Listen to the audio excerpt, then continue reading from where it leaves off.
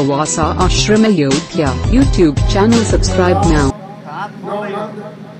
सारे बाल बाल सब लोगों ने गौओं को आगे कर दिया और फिर गोवर्धन पर्वत की प्रदक्षिणा किया।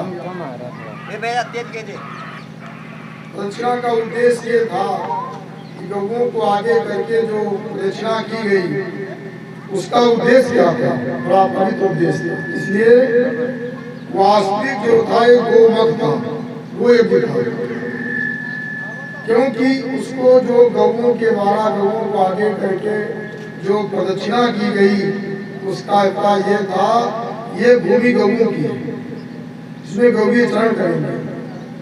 क्योंकि यहाँ ये गौओं की भूमि है, उसको प्रतिबंधित कर दिया गया। आजकल क्या है, सारी जो गोचारण की भूमि है वो सारी भूमि जो है लोग कब्जा कर लिए, तो गौवी कहाँ चलेंगे, तो गौओं पर बहुत बड़ा संकट आ गया। ये वहां पर ऐसा नहीं था, भगवान ने कहा नहीं, गौओं के लिए पूरा 7 कोस का गोवर्धन पर्वत,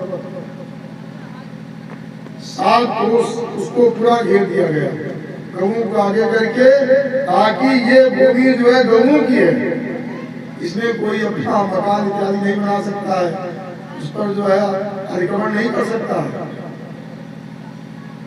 इस प्रकार से भगवान ने गौओं के ध्यान दिया। ये मानो लोग कहते हैं कि ये वास्तविक भगवान ने गोमख दी, ये गोयज्ञ। इस प्रकार से प्रदक्षिणा किया।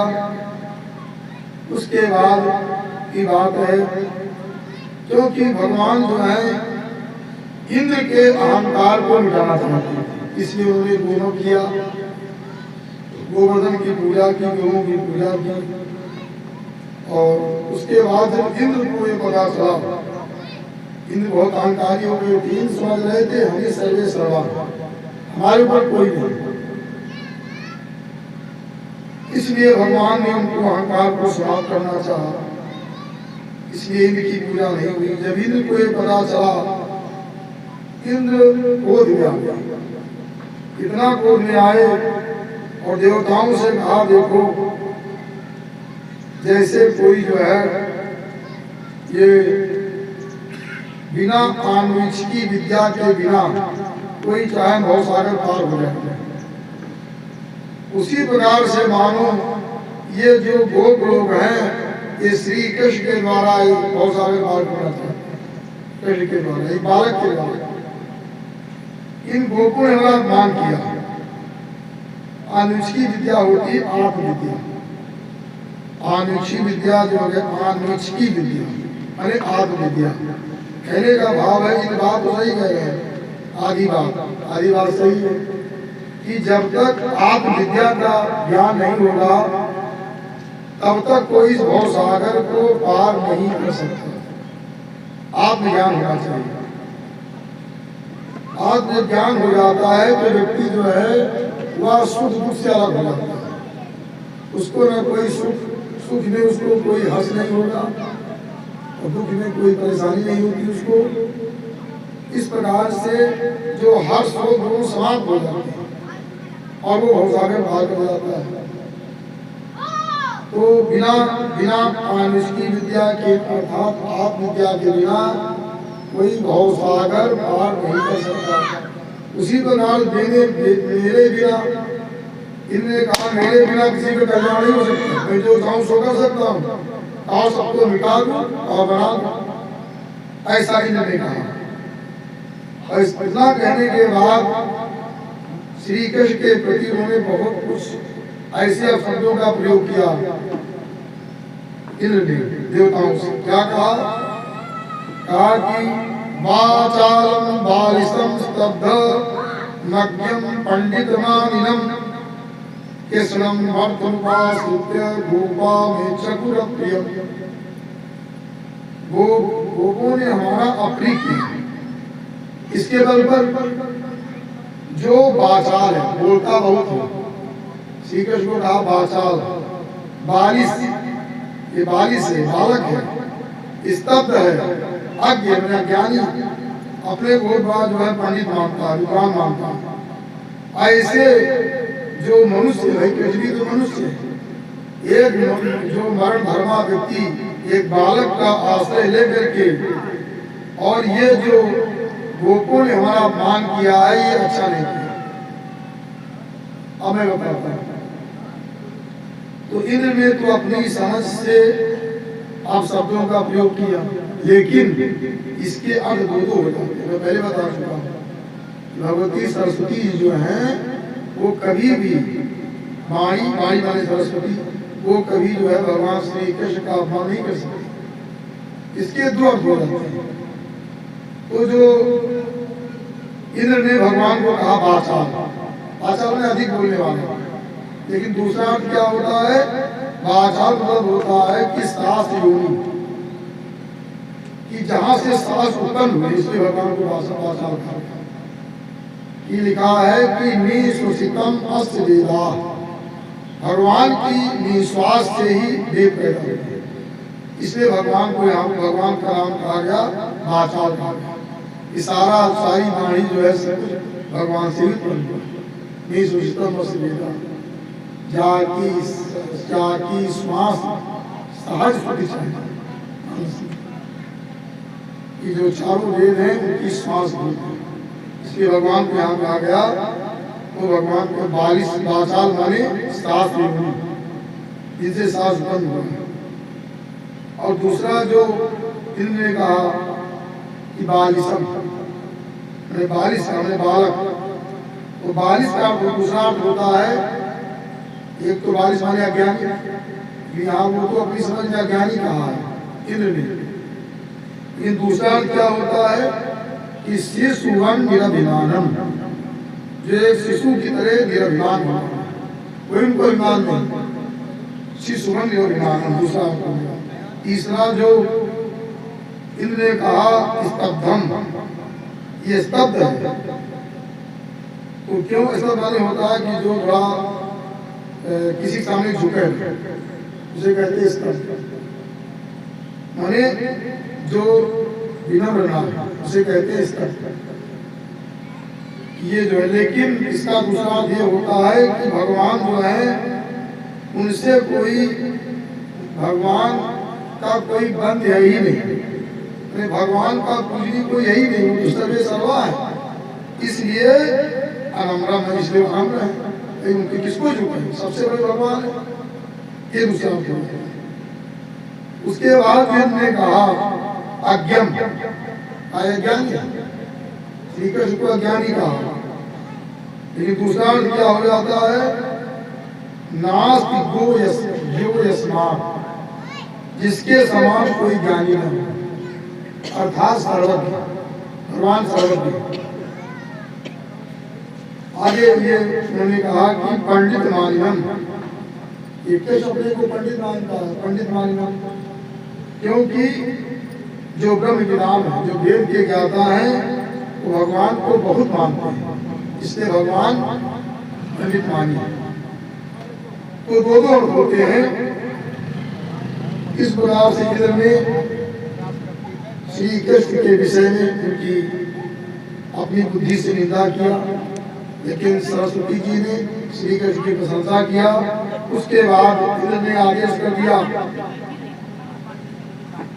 इंद्र ने कहा मेघों से जाओ और इतनी बड़ी वृष्टि करो कि सारे वृंदावन को डुबो दो, ये सारे गौरों का अहंकार समाप्त हो जाए, क्योंकि ये गौरों ने मेरा अपमान किया।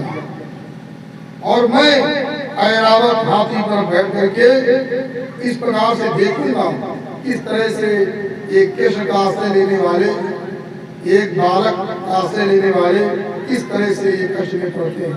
सब लोग मैं मरुदगणों के साथ देखूंगा इस वृंदावन का विनाश होते हुए, ये गोप लोगों का विनाश होते हुए देखूंगा। इस प्रकार से जब इंद्र ने मेघों को आदेश कर दिया तो मेघ क्या हो गए? निर्मुक्त बंधना, अब मेघों का बंधन समाप्त हो गया। अब मेघ आ गए और खुलकर बरसना आरंभ कर दिया। इस प्रकार से ही बिल्कुल धारा ऐसा मेघों ने वृष्टि आरंभ किया, कई धारा टूट रही थी, मोटी मोटी धाराएं गिर रही थी, क्योंकि उन पर कोई बंधन नहीं था। ऐसे में क्या होते हैं, इंद्र के अधिकार में रहते हैं, इंद्र के अनुसार ही वृष्टि होती है। अब इंद्र का आदेश मिल गया था, इस प्रकार से विद्युत चमक रही है, इस प्रकार से बड़ी गर्जना हो रही है, बिजली तड़क रही है, क्योंकि जो हम बता चुके हैं, जो असली होती है, असली माने इंद्र का वज्र, जो मेघों में रहता है, वही वज्र भी जो है वज्र की आवाज होती है। गर्जना होने लगी और बड़े भयंकर शब्द हो रहे थे।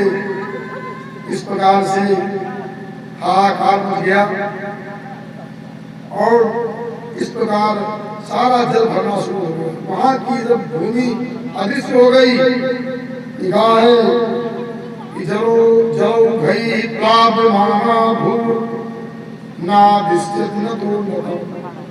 अब इतना जल भर गया कि कौन भूमि कहाँ नीचा है कहाँ ऊंचा कुछ पता नहीं। जल उतर गया तो नीचे ऊंचे ज्ञान समाप्त हो गया। और इतना ही नहीं, मोटी मोटी धाराएं गिर रही थी, साथ में सरकरा माने पत्थर गिरने लगे, भयंकर पत्थर की वृष्टि हो रही थी। सारे पशु सब कांपने लगे, थर इतना वायु चल रही थी, भयंकर वायु चल रही थी और तेज वृष्टि, पत्थर की वृष्टि हो रही थी। सब घबरा गए, सारे बाल और सब जाकर के कहते हैं, सुखदेव जी कहते हैं, परीक्षित गोपा गोप्यस्त सीतार्ता गोविंदम शरणम येहु। सारे गोपी और ठंडक से कांपते हुए सब भगवान गोविंद की शरण में गए, भगवान श्री कृष्ण के शरण में गए। सिया सुतान सकायेन कच्छाभ्यासारथी दिखाः। सब अपने अपने सिर को छिपाए हुए हैं। इस प्रकार से अच्छाद ढके हुए हैं। इतनी भयंकर वृष्टि हो रही, कोई अपने पुत्रों को बचा रहा है, कोई अपने शरीर को बचा रहा है, अनेक वस्तुओं को लेकर के कोई पत्थर से बच रहा है। इस तरह भयंकर वृष्टि। जब सब लोग भगवान की शरण में और भगवान से प्रार्थना किया, हे प्रभु आप रक्षा करें, क्योंकि हम लोग ये इंद्र का कोप है, इंद्र का कोप है। और कुछ लोग तो ये भी कहने लगे कि मैंने पहले ही कहा था, अगर इंद्र की पूजा की कोई भी अवहेलना करेगा निश्चय ही उसका अच्छा नहीं होगा। अब देखो परिणाम। इस प्रकार भगवान समझ गए, हरि ने समझ लिया, कहा ठीक है और इंद्र को मैं ठीक करूंगा। इंद्र को कैसे ठीक करूंगा? भगवान ने कहा आप प्रयोगेन साधे, मैं अपने प्रभाव से इनको साधूंगा। इंद्र का मैं अहंकार दूर करूंगा अपने आत्म प्रभाव से, अपनी महिमा से। और देवताओं और जो है गोपों से कहा सुनो अब तुम निर्भय हो जाओ। गोपाय स्वाप्रयोगेन सोयम में व्रत आहिता। ये हमारा व्रत है कि अपने लोगों की मैं रक्षा करता हूँ और अपने प्रभाव से रक्षा करता हूँ। अब निर्भय हो जाओ। भगवान श्री कृष्ण ग्वाल बाल और बछड़े गव्य सबको लेकर के गोवर्धन के पास गए और भगवान ने क्या किया, एक हाथ से गोवर्धन पर्वत को उखाड़ लिया और उसको अपने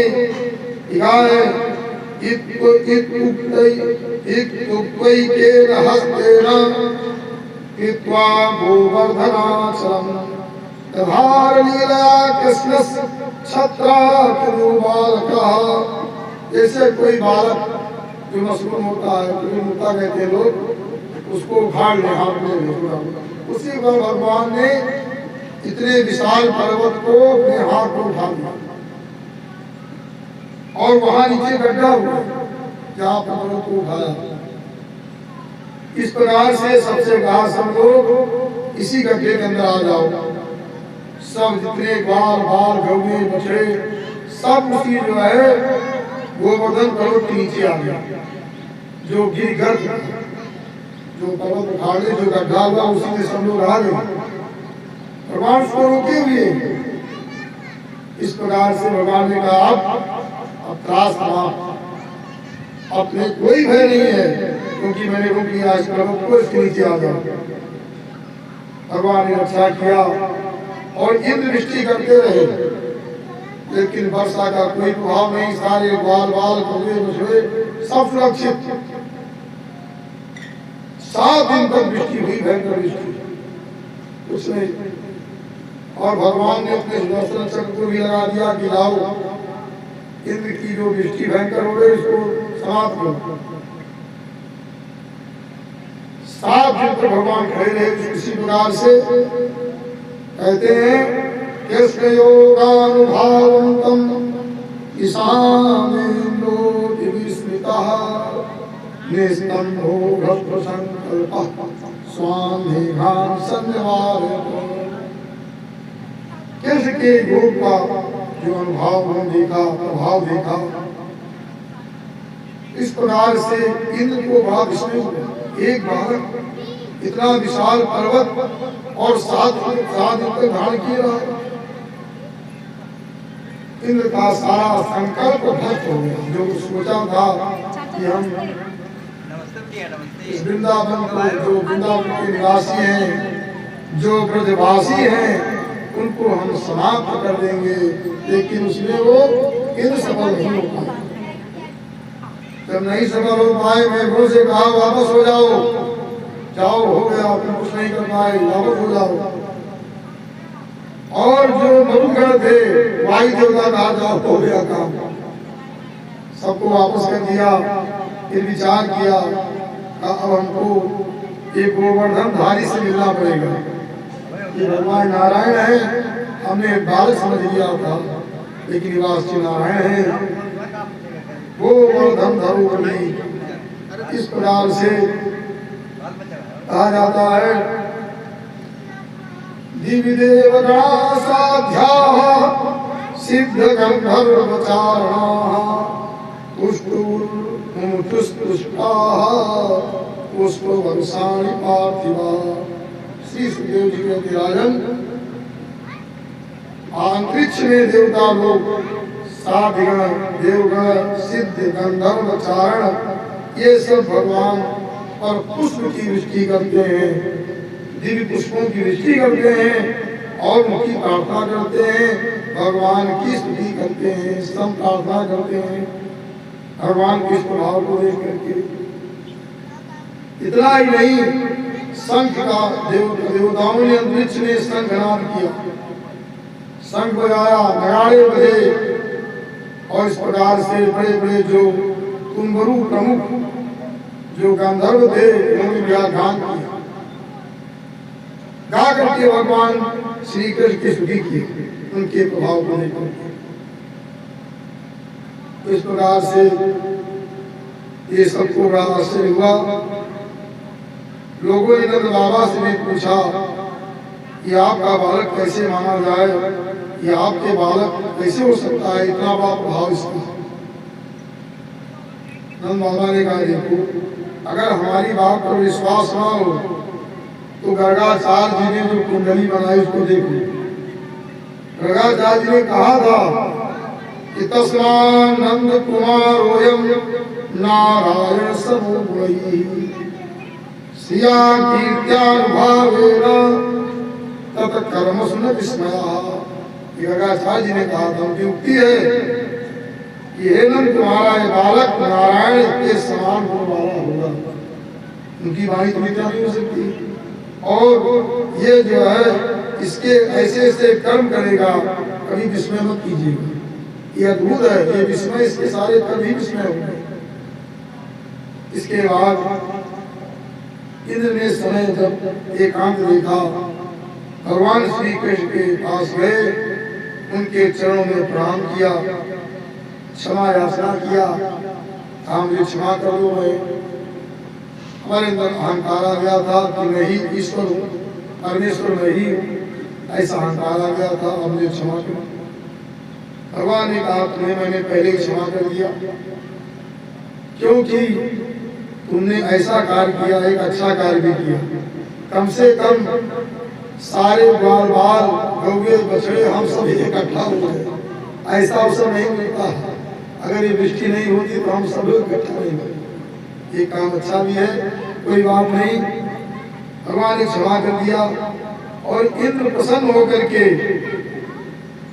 गोलोक से सुरभि गौ को लाए। सुरभि गौ को ला करके इंद्र ने कहा, सुरभि गौ के द्वारा भगवान श्री कृष्ण का अभिषेक किया। अभिषेक किया। जो सुरभि गौ थी अपने चारों स्तनों से भगवान को दूध दिलाया और भगवान का दुग्धाभिषेक। गौ की कृपा भगवान श्री कृष्ण हुई। भगवान श्री कृष्ण गौ को मानते हैं इस प्रकार से। और उसी समय से कहते काम विंदती गोविंदा, जो गाय का आशीर्वाद भगवान को प्राप्त हुआ, गाय ने अपने दूध से भगवान का अभिषेक किया, तभी से भगवान का नाम हो गया गोविंद। इस प्रकार से कहा गया है। और सुरभि ने अभिषेक करके भगवान को प्रणाम किया। जानती है भगवान सर्वेश्वर है। सुरभि ने भगवान को प्रणाम किया और इसलिए प्रणाम किया, यही एक भगवान है जो हमारे पुत्र पौत्र हमारी पूरी वंशावली की रक्षा करने वाले हैं। क्योंकि भगवान ने जिस प्रकार से वो रक्षा का बढ़ावा दिया, वो रक्षा किया है। पहले बता चुके हैं, भगवान ने अपने धाम का नाम रखा गोलोक धाम। गाय से, गाय के नाम से अपने धाम का नाम रखा। यहाँ भी आए तो गोकुल में, इसलिए। और भगवान गोप में, गोप काटते होता काम पाते गोप। जो गाय का पान कर वही गोप है। भगवान यहाँ गोप करके आए, वो सेवक करके आए। सुरभि विधिवत का सत्कार किया। इस प्रकार से आगे भगवान का अभिनंदन किया सुरभि ने। और इंद्र ने तो किया ही, इंद्र तो अपना मुकुट किया भगवान से, क्षमा याचना किया। इस प्रकार से सुरभि ने कहा, आप जो है देवता हैं, किसके? गौओं के देवता हैं, ब्राह्मणों के देवता हैं, देवताओं के देवता हैं, आप वेद के सबके देवता हैं। हाय भो विप्र देवानां एक साधवा, आप सबका कल्याण करें। जो साधु जन है, साधु में सदाचरण करने वाले, अच्छे आचरण करने वाले, ये नहीं साधु वाले विरक्त, चाहे गृहस्थ हो चाहे विरक्त हो, जो अच्छे कर्म करने वाले हैं वो साधु। और देवताओं की रक्षा करें, ब्राह्मणों की रक्षा करें और लोगों की रक्षा करें। ऐसा क्यों कहा? क्योंकि गाय की रक्षा से सबकी रक्षा होती है।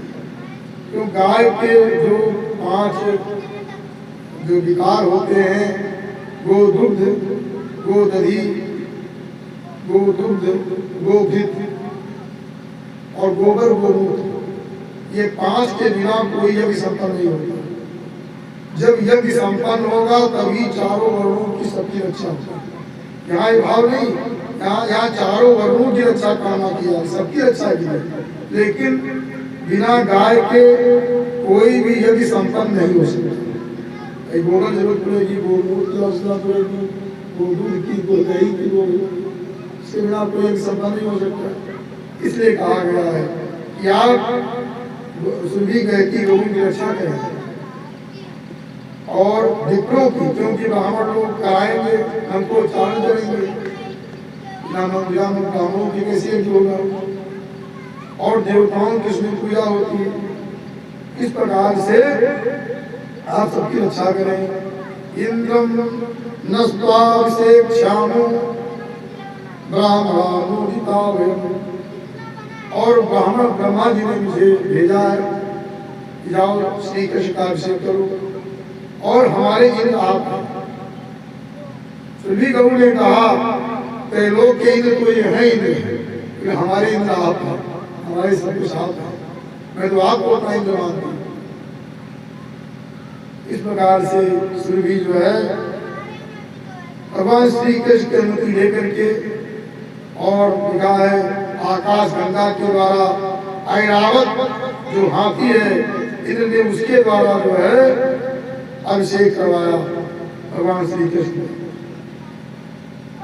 गवाम इंद्रा गोविंदा, जो अनेक पुस्तक जो होगा गवाम इंद्रा, जो गौरों की इंद्र है गोविंदा, जो गौरों के स्वामी है, गवाम इंद्र गोविंदा, जो गौरों के इंद्र स्वामी, तो वो इंद्र हो गए। इस प्रकार से भगवान नाम हुआ गोविंद।